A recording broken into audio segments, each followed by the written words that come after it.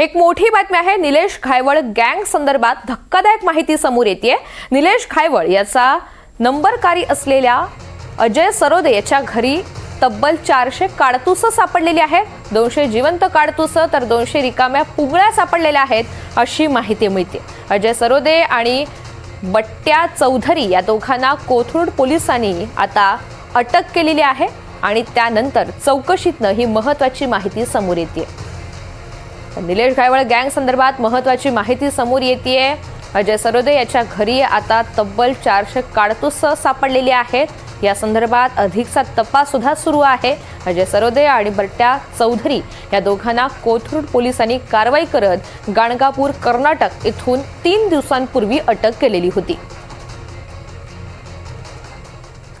Chhatrapati संभाजीनगरची bogus IAS कल्पना भागवतचे कारनामे आता समोर येत आहेत। अफगाणिस्तान पाकिस्तान कनेक्शन समोर आलेल्या कल्पनानं महाराष्ट्रामधील अनेकांची फसवणूक केल्याचं देखील समोर आलंय। तिने छत्रपती संभाजीनगर, अमरावती, हिंगोली, अहिल्यानगरच्या अनेक नेत्यांना चक्क पद्मश्री मिळवून देते म्हणून फसवलं। त्यांच्याकडून पैसे सुद्धा उकळले। नागपूरमधील एका नेत्याला राज्यसभेची ऑफर देत पैसे उकळल्याची माहिती सूत्रांनी दिली। दिल्लीमधून ताब्यात घेतलेला डिम्पी हरजाई हा कल्पना भागवतला पद्मश्री आणि राज्यसभा देण्याची ऑफर देत होता।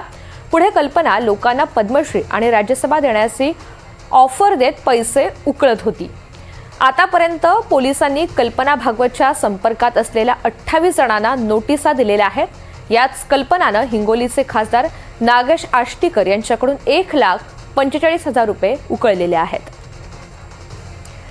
दरम्यान महिला IPS अधिकाऱ्यांच्या प्रकरणाची तातडीनं आणि स्वतंत्र चौकशी करण्यात येईल अशी ग्वाही बावनकुळेंनी दिली आहे।